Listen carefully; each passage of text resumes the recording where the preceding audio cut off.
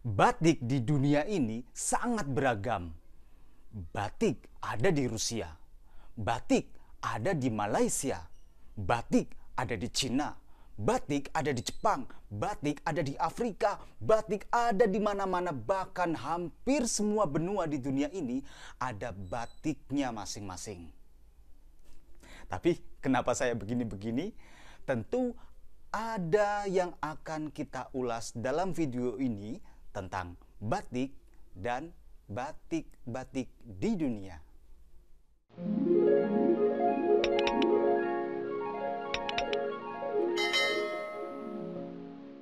Hai, Assalamualaikum warahmatullahi wabarakatuh. Halo sahabat batik, sahabat pecinta batik.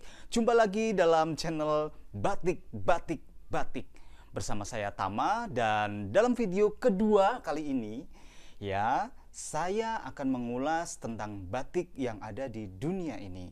Ya, meskipun tidak semua, tetapi saya mau mengatakan bahwa batik itu tidak hanya di Indonesia loh ya.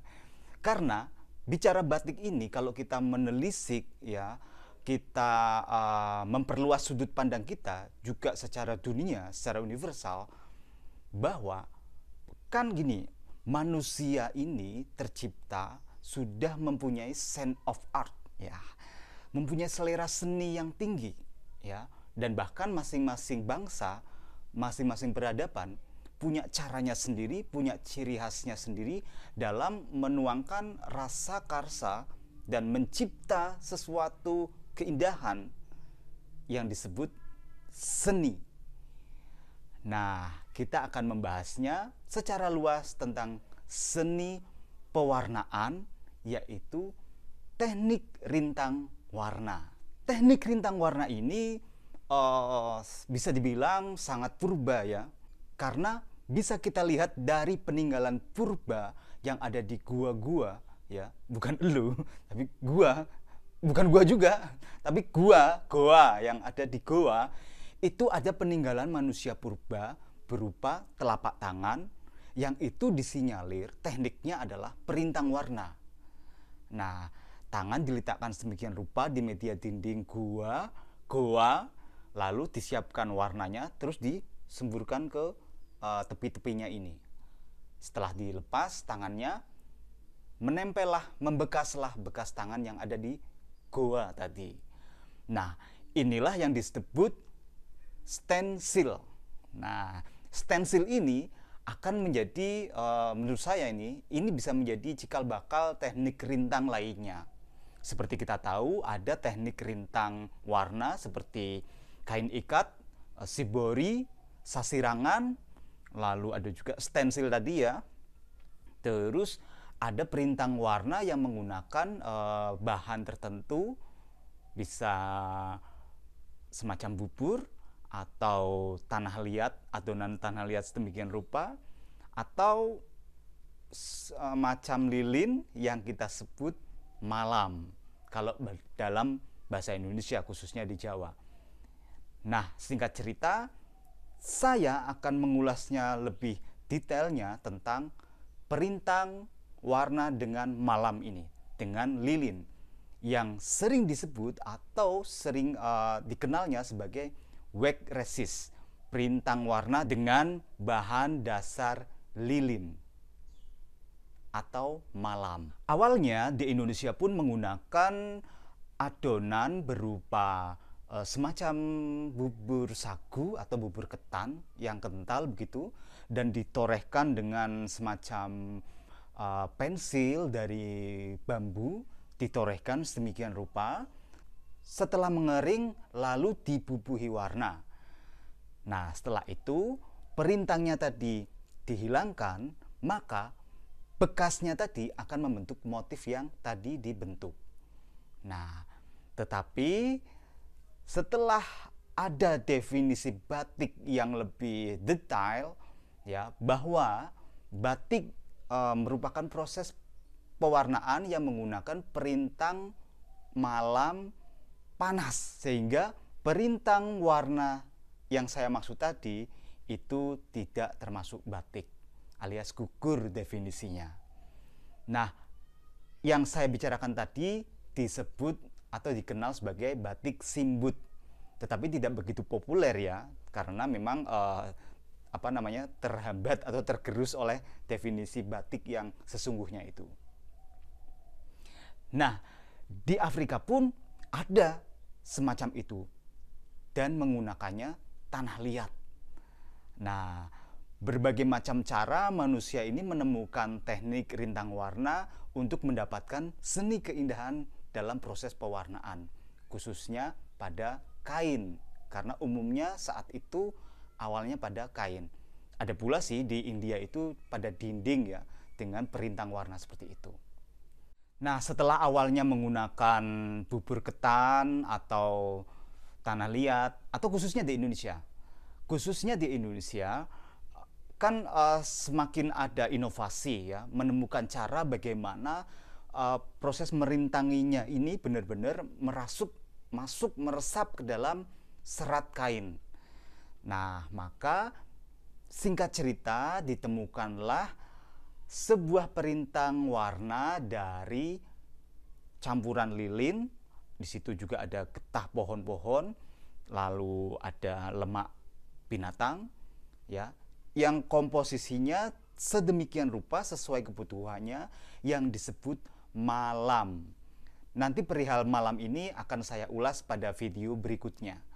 Nah, jadi kalau saya nanti berikutnya menyebutkan malam ya, asumsinya jangan malam lawannya siang ya. Malam ini adalah lilin, adonan lilin yang sedemikian rupa untuk menjadikan perintang warna.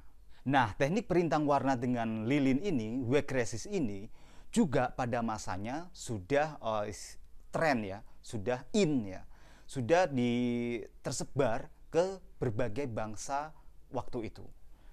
Contohnya pertama adalah Mesir ya. Mesir itu bahkan 400 sebelum Masehi sudah menggunakan teknik perintang malam ini.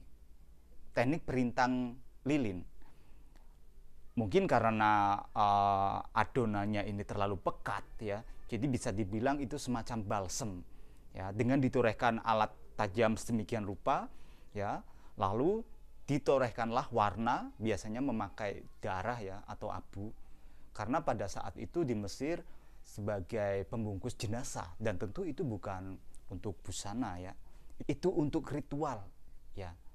Jadi awal mula mereka membuat batiknya ini sebagai proses ritual atau mengagungkan nilai-nilai luhur kemanusiaan pada saat itu.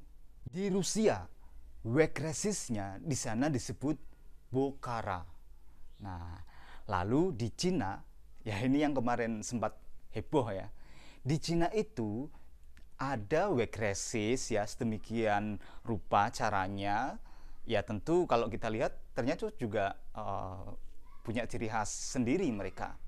Wax resist di sana itu berkembang di Miao, makanya disebutnya Miao, wax resist Miao. Nanti akan saya bahas nih sesuatu yang menarik setelah ini. Kita lanjut.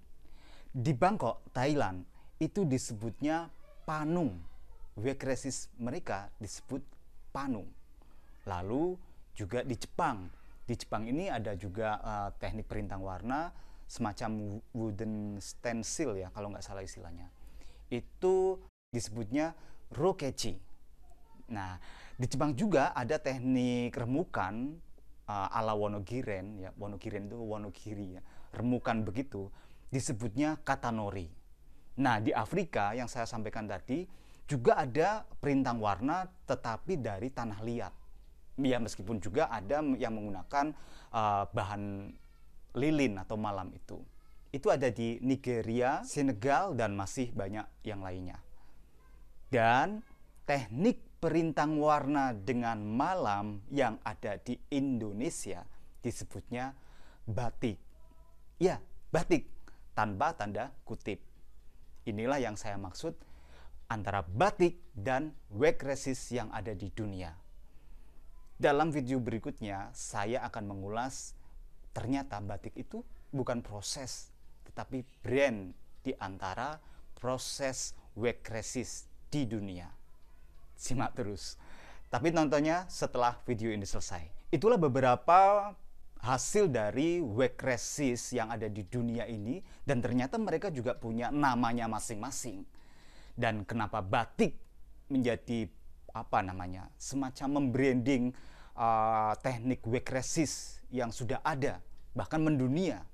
Justru ketika bangsa-bangsa lain punya teknik work resist dengan nama hasil work resistnya masing-masing, batik ini mampu membranding ya, sehingga mendominasi istilah work resist di dunia.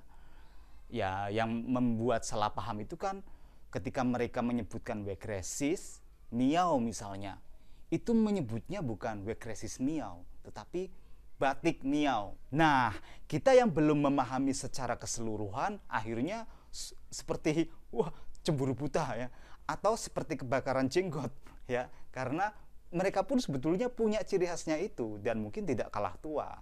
Tapi mereka juga mungkin ya kemakan brand juga, brand kita, batiknya itu.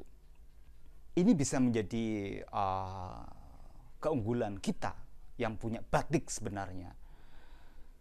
Bahkan juga bisa menjadi bumerang bagi kita kalau kita tidak melestarikan ya. Dan mereka juga menggunakan branding batik ini untuk karya work resist mereka, maka kita bisa-bisa akan dicoret oleh UNESCO. Ya karena dengar-dengar gelar yang kita dapat dari UNESCO atas batik sebagai warisan budaya lesan untuk dunia ya dari Indonesia, ini juga bisa dicopot loh kalau kita stagnan dan tidak melestarikan. Sementara itu bangsa-bangsa lain juga sudah mempunyai embrio work resistnya masing-masing. Bagaimana kalau mereka juga menggunakan istilah batik Miao misalnya, batik Bukhara atau batik Panung. Sementara karena kita sendiri lalai, akhirnya Indonesia apa? Cuma bisa mewarisi istilah batiknya saja.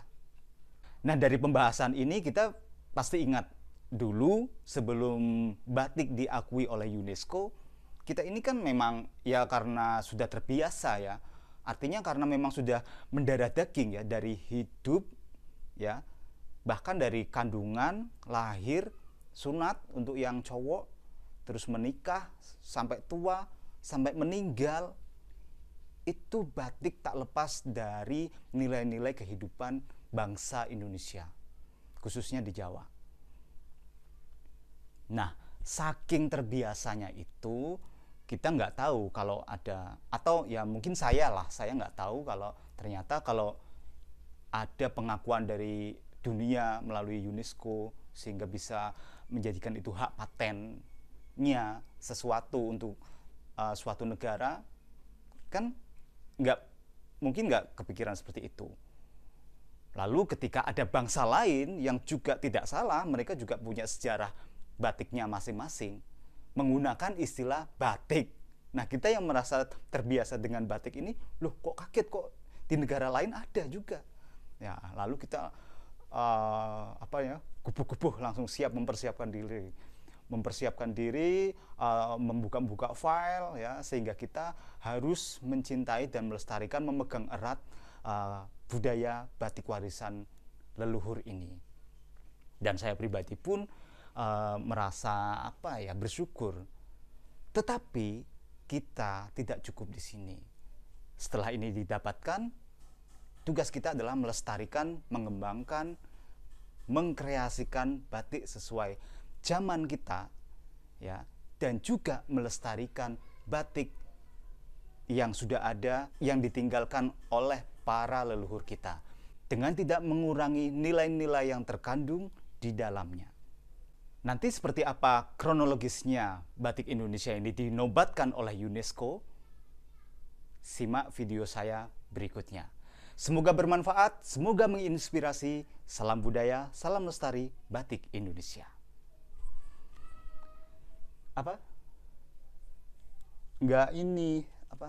Nggak afdol kalau belum ada jinglenya ya. Jadi mungkin sebelum sebelum videonya mulai ada jinglenya nih, semacam ya, kayak di TV-TV ya. Gimana, setuju nggak? Nanti saya buatkan kalau memang itu oke ya. Ini dari tadi kan juga belum ada musiknya. Ya nanti musiknya juga bisa loh itu dibikin soundtracknya, apa semacam backsound gitu. Oke. Ya, thank you.